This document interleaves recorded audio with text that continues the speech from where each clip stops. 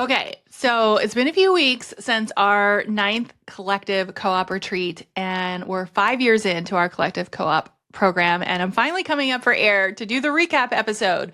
The laundry's done. I managed not to lose my voice. I did come home with pink eye. I don't even know how that happens. And also caught up on the Taylor Swift launch. Priorities, right? So how after hosting 9 retreats after 5 years, I've realized something big, and that is growth doesn't have to come at the cost of your schedule. So in today's episode, I'm sharing the biggest 3 lessons that these retreats and hosting the collective co-op program have taught me. And that is why strategy only works when it's paired with soul, how simplicity actually scales, and why community and fun are non-negotiables if you want your business to last. So if you have been craving a reset or just proof that business can be both strategic and joyful, then this one is for you. And if you want to see how we create this kind of transformation, go ahead and go to hollymariehaynes.com/co-op, COOP, or click the link below for our open house. Let's dive in.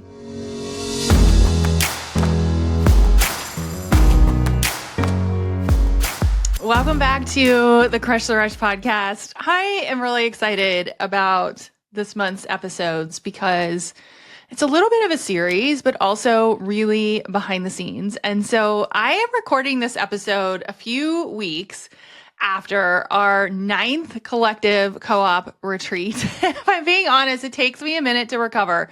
So I'm just coming up for air.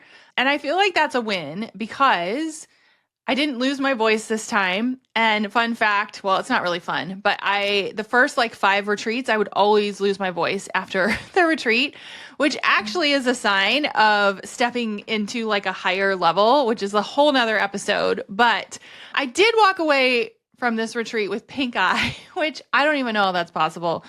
But it's really important to me to cover some of the things that I've learned as a business owner hosting these retreats and the collective co-op. So we've had 9 retreats. The collective co-op has been around for 5 years. And if you're new around here, the collective co-op is our one-on-one intensive that takes place over a period of 9 months. When I first started the co-op, it was not called the co-op. It was called something different, and it was 6 months long. And we have since moved it to 9 months because I like this life first CEO model, which we've been talking a lot about. And I feel like what we were seeing is we would see, a lot of work happen at the beginning of the year and we would get some really great results. But then we would see it sort of slow down a little bit over the summer and then it would pick up again in the fall. And so we wanted to create a program that very much mimicked a real life schedule. I don't want you to have to push for 6 months straight or 9 months straight. That sounds miserable to me. I want you to have a support system where you can take a vacation, you can have a team in place so you can work less, and really lean into how do we create this model that is going to last long term. And so that's kind of how all of this started, the retreats, the co-op, and here we are now. And every time I sit down to think about what has happened over the last 5 years, I like to think that growth doesn't have to come at a cost. And so it's really special to me that when we do host our retreats, almost 60% of them have been at our house, our actual house with my kids around, with my husband. Our family is a big part of your experience, but so is seeing how this works in real life. I don't have a million people working for me. I'm the one that's cleaning the house before everyone gets here. It's very intentional to show you what it's like in real life. We talk about what our insurance costs and what I do with my kids when I'm hosting the retreat. And so the truth is, every time I host these, I think about these stories and the things that come out of it, and it is the tactical things, but it's also not the spreadsheets or the strategy that makes them special. It's the laughter around, oh, we tried this and guess what happened? Or this has been so amazing, Holly, because I don't think I could have done this until now, but now I know I can because I'm sitting with other women that are doing the same thing. And so that's really the heartbeat of the co-op. And It's honestly the heartbeat of how I want to do business, which is why I wanted to do this episode. And it makes me emotional, which I didn't expect, because it's such a transformation of where I came from. Like, I never in a million years thought that on a Monday morning, my job would be to sit here and tell you what I've learned over the last 5 years. But I think it's so important to learn from what others are doing. And that's how I learn the best. And so that's what we're going to do. We're going to recap things that I've learned over the last 9 retreats and 5 years later. And so the first lesson is, and my biggest takeaway is, strategy only works when it's paired with soul. We actually have a virtual retreat inside the Collective Co-op called Strategy and Soul. And it's taken me a minute to get there because I am a strategy girl, like through and through, but it does the best when there's a soulful piece of it. So after 5 years and 9 retreats, I can confidently say that strategy means nothing without soul. Like, you could have the perfect launch plan or the best system, and if it does not feel good launching it, like if you are not feeling emotional like I'm feeling recording this episode, it's not going to work. And I can't give that to you. A team can't give that to you. That is something that you have to build internally. And so what I've noticed is when women feel seen and supported and safe to dream again, that's when the strategy sticks. That's when you can implement faster. That's when you can make braver decisions. And that's when you can stop overcomplicating what actually works. So if you're listening and you're thinking, maybe I just need a reset, start here. Ask yourself, what is working energetically? Like, what feels really good? I just did an episode last week about our podcast, and I knew that that was the thing that I wanted to double down on because that's what energetically feels the best for me. I can control my time doing this. I can control my content doing this. I don't have to worry about social media doing this. I love it. I mean, we have almost 600 episodes, so I think that's proof in itself. That's where I feel alive. So what's working for you energetically? And then where do you feel drained? Because we're going to stop doing that, right? Like, you don't have to do it. And that's your roadmap. The strategy will follow, but those 2 questions are literally your roadmap. Lesson 2 is simplicity scales. So every single retreat or every single quarter in the co-op, we find ourselves going back. Let me restart. Every single quarter, every single retreat, we find ourselves circling back to one theme. And that is simplification. Like, how can we make this simpler? The longer this program goes on and the more that we host retreats, the more complicated the world has gotten. And I wish that wasn't true. I wish it has gotten easier, but it's actually gotten harder. And so I really have leaned into, like, how can we make this as simple as possible? How can we break down all the barriers, turn off all the distractions, and make it as simple as possible to execute your plan, right? So one of my favorite quotes that I shared in one of our sessions lately is, if you can't explain it simply, you don't understand it well enough. And this goes back to everything we teach, everything in anti-social school, everything in the co-op, everything in the club.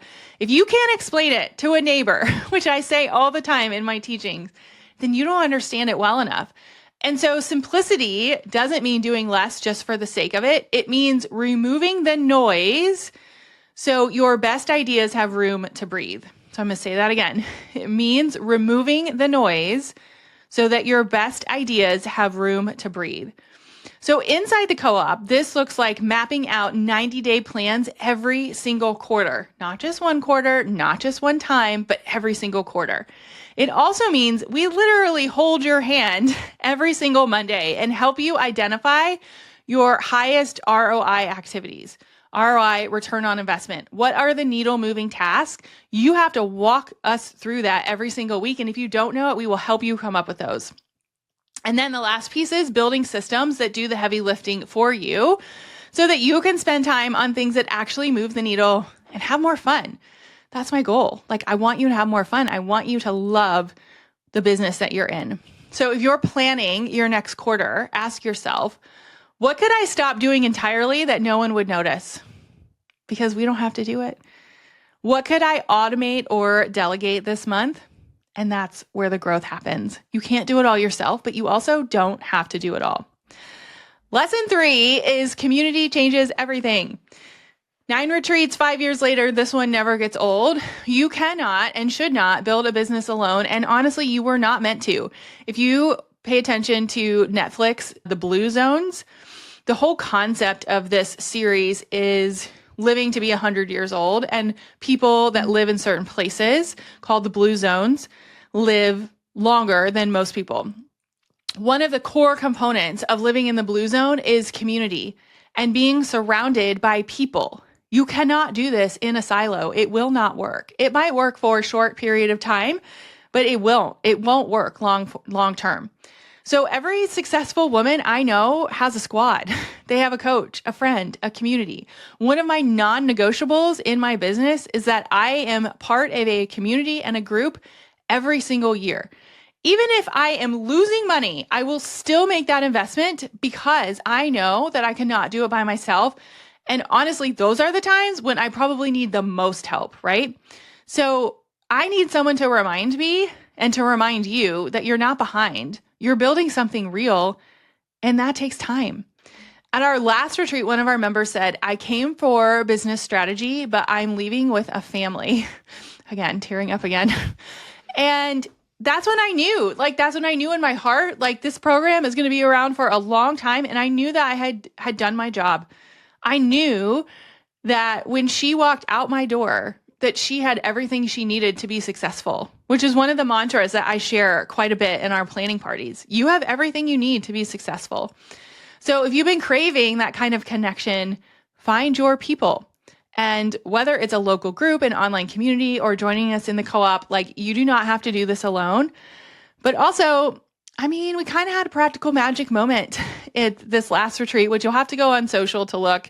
But each retreat, I come up with a vision and I really think about what would it look like to have the most amazing women sitting around a table, and what does that table look like? So this year, I decided that I wanted to recreate Practical Magic. It's one of my favorite movies, and we did. I had a tent in our backyard. I always say, I'm going to build it and the right people will come, and the right people came, and it was very magical. Which goes into lesson 4, which is your business should fit your life, not the other way around. So I talk about this a lot. It's really what the whole podcast is about. But this year, more than any other, I have learned that time is your and my biggest win. So I shared an episode a couple of weeks ago that our revenue is down for the year, but our profit is up. And so is my peace. And that makes me feel good inside. It makes me feel good to be able to tell a story like this. It makes me feel good to be able to lean into a platform that I love. And even if one person listens, I know that sharing this information is going to move the needle for you. So learn how to navigate the season that you're in, but not because it's glamorous, but because it's practical and it's what's going to work long term. I want my business to keep running long term. And if I want that to happen, I have to take care of me first. So it happened to be the year where the economy slowed down, and I did too, but that's okay. I believe that alignment beats acceleration every single time. And that's what we teach inside the co-op and inside our programs. So if your business isn't fitting your life right now, pause and ask, what would it look like if it did? What does that look like for you? What could you keep or cut or change? And your answer to that is where your next level starts. So the last lesson is fun is a business strategy. And it might sound simple, but I stand by that business should be fun. If we're laughing in sessions and we're dancing in between breakouts, or we're taking a moment to look around the room and say oh, these are my people. Thank goodness I have this. Then that joy translates into everything else. So your energy is your brand. If you're not having fun, your audience can feel it. If you are not aligned, your audience and your clients can feel it. If you are not 100% into what you're doing, your audience and your customers can feel it. So yes, profit matters. Systems matter, but joy and fun and support, that is the secret sauce. And that's the message we've been sharing this month. So the final reflection that I have over the last 5 years and 9 retreats which by the way, I feel like puts a little pressure on like, what are we going to do for the 10th retreat? I have to think about that one. But during our photo shoot over the last retreats, one of my clients looked at me and said, "You look so happy." And I can picture the moment. I'm getting sappy again, but I can picture the moment because one of the things that we like to do is I like to do a fun picture with each one of our clients. And it's fun for me because like as I record podcasts, I can look at the wall in front of me and it has everyone's picture and it has like their logo and their picture. And so when I'm recording these podcasts, I'm actually looking at you and it just feels good. And she was so right because I was like, well, how could I not be in this moment? Like I have clients who have become family. I have family who know and love my clients. And we've worked really hard to come up with a business that fits our life. Is it always, 1,000% what I want it to be? No. But the community and the work is changing me, it's changing our family, it's changing you. And so I think Corporate Holly would be really proud of this version, which makes me tear up again because this is the Life First CEO version. And this was not even on the table just a couple years ago. So hopefully I gave you some really good things to think about. But if you have been craving more clarity, more community, and more proof that a business can be strategic and joyful, our collective open house is happening this week. So head on over to hollymariehaynes.com/open house. You can grab your spot. It's happening live. We literally give you our team for an entire week. And if you're catching the episode later, you can still go to hollymariehaynes.com/co-op, COOP, and learn all about our collective co-op, our retreats, and our community. So business doesn't have to be lonely. And when you find your people, that's where the magic happens.